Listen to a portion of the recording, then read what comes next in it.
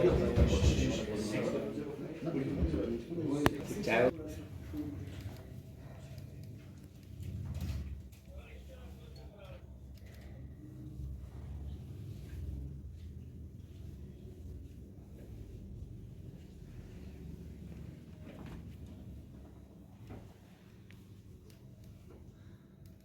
राष्ट्रवादी Congress party की ओर से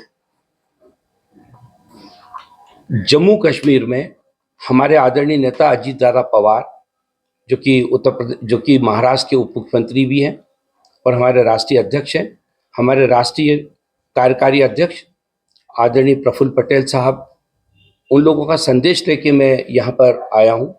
क्योंकि अभी जो कुलगांव में जो घटना घटी है, पहलगांव में जो घटना घटी है, उस घटना ने पूरे देश में एक हलचल मचा दी और उस बात को लेकर हमारी पार्टी में भी बहुत चर्चा हुई है। क्योंकि महाराष्ट्र के हमारे कुछ पर्यटक भी उस दिन वहाँ पर थे, जिनको जम्मू कश्मीर के जो लोग हैं, खासतौर से क्षेत्र के जो लोग हैं, उन्होंने अपने घर पे उनको पनाह दी, उनका ध्यान रखा और उनको अपने साथ रखा।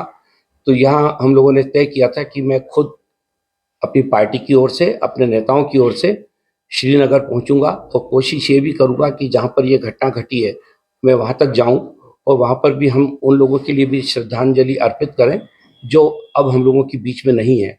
और ख़ास तौर से उस एरिया के लोगों को और कश्मीर के उन लोगों को मैं अपनी पार्टी की ओर से धन्यवाद दे सकूं जिन्होंने हमारे महाराष्ट्र के लोगों को सुरक्षा दी और उनको अपने घर में पनाह दी। एक और जो बहुत अहम मुद्दा जिस पे हम लोगों ने सोचा है कि ये बात पूरे देश के सामने आना चाहिए कि जो घटना घटी उसकी जितनी निंदा की जाए उतना कम है। हम लोगों ने उनके लिए श्रद्धांजलि भी अर्पित की। दिल्ली में हम लोगों ने एक बहुत बड़ी रैली निकालकर, कैंडल मार्च भी किया, एक बहुत बड़ी रैली निकालकर भी हम लोगों ने इस बात की निंदा की कि इस प्रकार की घटनाएं नहीं घटनी चाहिए। और इस पे हम जितना भी इसको कंडेम करें उतना कम है।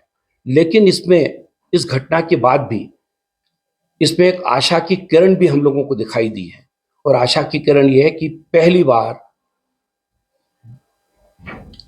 जम्मू कश्मीर में हर नागरिक ने, यहाँ पे रहने वाले हर बाशिंदे ने पाकिस्तान के इस हरकतों को कंडेम किया है। यह आज़ादी के बाद पहली बार ऐसा मौका था कि पूरी आवाम एकजुट होकर इस बात के खिलाफ बोल रही थी।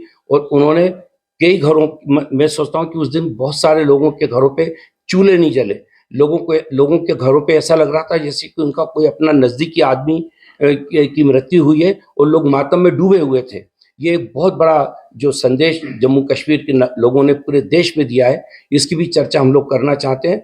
और मैं जानता हूँ कि ये एक लंबे कोशिश थी, इसमें एक लंबी कोशिश थी केंद्र सरकार की और ख़ास तौर से आदरणीय अमित शाह साहब की, जो लगातार पिछले 5-6 साल से इस मुद्दे पे निगाह रखे हुए थे और उन्होंने यहाँ पर एक सुरक्षा का वातावरण बनाने में बहुत कोशिश की थी। और उस दिन, जिस दिन ये घटना घटती है, उसी दिन बगैर देरी किए जिस तरह से आकर उन्होंने यहाँ पर अपने आप को जम्मू कश्मीर में यहाँ श्रीनगर में आए वो, और उन्होंने एक संदेश दिया कि जैसे कि एक गार्जियन यहाँ पर पहुँच गया। क्योंकि उस दिन इत्तेफाक से मेरी कुछ लोगों से बातचीत हुई, उनमें से कुछ लोगों ने मुझे बोले साहब अब अमित शाह साहब यहाँ पे आए हैं तो निश्चित रूप से अब यहाँ पर हम लोगों को अब चिंता करने की ज़रूरत नहीं है।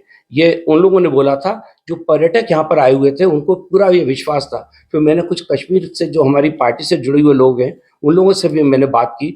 उन सभी लोगों का भी कहना ये था कि होम मिनिस्टर साहब के यहाँ आने से एकदम से हम लोगों को विश्वास हुआ है कि कोई गार्जियन हम लोगों के बीच में यहाँ पर आया है, अब ऐसी कोई घटना नहीं घटेगी। यही बातें मैं करना चाहता था आप लोगों के माध्यम से, क्योंकि आप लोगों के माध्यम से जब ये बात पूरे देश में फैलेगी जिस पे एक सकारात्मक सोच लोगों का पैदा होगा और सकारात्मक चर्चा शुरुआत होगी। इसलिए खासतौर से मैं राष्ट्रवादी कांग्रेस पार्टी की तरफ से आप लोगों के बीच आया हूँ। देखिए कि बहुत बड़ा मुल्क है और इसमें बहुत तरह तरह के सोच रखने वाले लोग हैं, लेकिन बाई एंड लार्ज देश के अधिकतम लोगों ने इस मौके पर जम्मू कश्मीर के जो लोगों ने मदद की, जो जम्मू कश्मीर के लोगों ने जो एकजुटता दिखाई, जम्मू कश्मीर के लोगों ने जो ये हत्या करने वाले लोगों के खिलाफ आवाज़ उठाई, उसका अधिकतर लोगों ने समर्थन किया है। और मैं सोचता हूँ कि ये करना जरूरी भी है और ये हम लोगों की भी जिम्मेदारी है, केंद्र सरकार की भी जिम्मेदारी है कि वो इस वातावरण को और बेहतर बनाए। क्योंकि इसमें देखिए कि अभी मैं आंकड़े देख रहा था 2023-24 में यहाँ पर करीब 12,000 करोड़ रुपए टूरिज्म से रेवेन्यू जनरेट हुई है। कश्मीर एक लंबे समय के बाद कश्मीरी की जेब में पहली बार एक समृद्धि और खुशहाली आ रही है और देश के अंदर एक और खासतौर से यहाँ पर एक सुरक्षा का वातावरण बना है और लोगों ने इस बात को महसूस किया कि सुरक्षा का वातावरण और शांति ये इस जगह के लिए बहुत जरूरी है, क्योंकि इसी में समृद्धि भी छुपी हुई है और इसी में यहाँ के लोगों की खुशहाली भी छुपी हुई है। यहाँ के लोग एकजुट हुए। ये जो आतंकवाद यहाँ पे खत्म हुआ, सरकार की उपस्थिति जरूर है, डिफेंस सर्विसेज की उपस्थिति जरूर है, लेकिन यहाँ के लोगों ने ठाना है कि अब हम यहाँ पर आतंकवाद नहीं होने देंगे, इसलिए यहाँ पर आतंकवाद रुक रहा है। और उसका सबसे बड़ा परिणाम यही है कि उस दिन जिस दिन घटना घटती है उसी दिन वहाँ पर लोग कैंडल मार्च करते हैं और इस बात को ताकत के साथ कहते हैं। पूरे जम्मू कश्मीर में लोग उस दिन अपने घर का चूल्हा जलाना भूल जाते हैं, मातम करते हैं इस बात पे। तो ये सारी बातें इस बात को बिल्कुल साफ करती है कि यहाँ का आदमी अब नहीं चाहता है कि यहाँ पर आतंकवाद हो। लेकिन इस पे केंद्र सरकार की भी बहुत जिम्मेदारी है कि यहाँ किसी भी हालत में ये जो आर्थिक उन्नति का जो एक दौर यहाँ पे शुरू हुआ है, ये किसी भी हालत में रुकना नहीं चाहिए। और ये जब नहीं रुकेगा जब पूरे भारत के लोग उतने ही विश्वास के साथ यहाँ पर पर्यटक के रूप में आएंगे, यहाँ के बिजनेस को बढ़ाने में सहयोग देंगे। जब तक ये स्थिति नहीं बनेगी तब तक ये जो उन्नति का पहिया जो यहाँ पे घूमा है, ऐसा ना हो कि वो फिर से थम जाए। और जब थमेगा तो फिर जो पड़ोसी हमारा मुल्क है वो उस कमजोरी का फायदा उठाकर फिर से उन हरकतों को बढ़ाने में कोशिश कर सकता है, जिनसे कि इसके पहले 30-35 साल से हमारा ये जो प्रदेश सबसे जो भारत का मुकुट है, जो सबसे बेहतर और खूबसूरत प्रदेश है, वो जिस ढंग से पीड़ित रहा है। देखिए, उन्होंने स्वीकार किया इस बात को और ये बात सच है कि वहाँ पे जो घटना घटी है वहाँ उस समय डिफेंस के लोग होने चाहिए थे। इतने सारे जो टूरिस्ट हैं, अगर उनकी सुरक्षा के लिए वहाँ उस दिन वहाँ कोई नहीं था तो निश्चित रूप से ये एक ऐसा प्रश्न है। और इस पे जो सारे दलों की जो एक बैठक हुई थी, सर्वदलीय बैठक हुई थी, उसमें बात सामने भी आई है। और मैं सोचता हूँ कि इस पे जो लोग जिम्मेदार हैं निश्चित रूप से उनके बारे में जानकारी भी ली जाएगी और मुझे ऐसा लगता है कि उन पर कार्रवाई भी होगी। मैंने जैसा कहा कि कुछ चुनिंदा लोग इस ढंग की जो हरकतें कर रहे हैं उनको प्रशासन रोक रहा है। जैसे कि महाराष्ट्र में जितने कश्मीर के लोग वहां रहते हैं उनको सुरक्षा देने का निर्देश महाराष्ट्र सरकार ने दिया है। मध्य प्रदेश में मोहन यादव जी की सरकार ने उन सारे कलेक्टर और एसपीओ को खत लिखा है व्यक्तिगत रूप से कि किसी भी कश्मीरी, चाहे वो वहां पे रहने वाला हो चाहे वो बाहर से आया हो, उसको पूरी सुरक्षा प्रदान की जाए। किसी के साथ इस ढंग की घटना नहीं घटनी चाहिए। और दूसरे राज्य भी इस बात पे पूरी तौर से अपने अपने प्रशासन को इस बात के निर्देश दे रहे हैं कि ऐसी घटना नहीं घटनी चाहिए। लेकिन बहुत बड़ा देश है, 1 अरब 45 करोड़ लोगों का मुल्क है।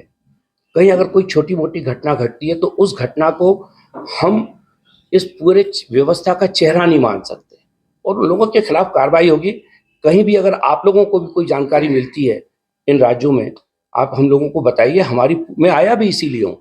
अगर ऐसी कोई भी बात होती है, अगर हम लोगों तक पहुँचेगी, हमारी पूरी ये कोशिश होगी कि उनके खिलाफ कार्रवाई हो। मैं आपको एक और जानकारी देना चाहता हूँ। आदरणीय अजीत दादा पवार ने अपने खुद के ऑफिस में एक हेल्पलाइन नंबर बनाया है और उसको बाकायदा पूरी जगह पब्लिसिटी की है उसकी, जिससे कि अगर किसी भी व्यक्ति को कहीं भी कोई तकलीफ आ रही है तो वो अगर सूचित करता है तो फिर संबंधित जिले में, संबंधित राज्य में, संबंधित अधिकारी से हम लोग तत्काल बात करते हैं और कोशिश करते हैं कि उनको पूरी तौर से सुरक्षा मिले।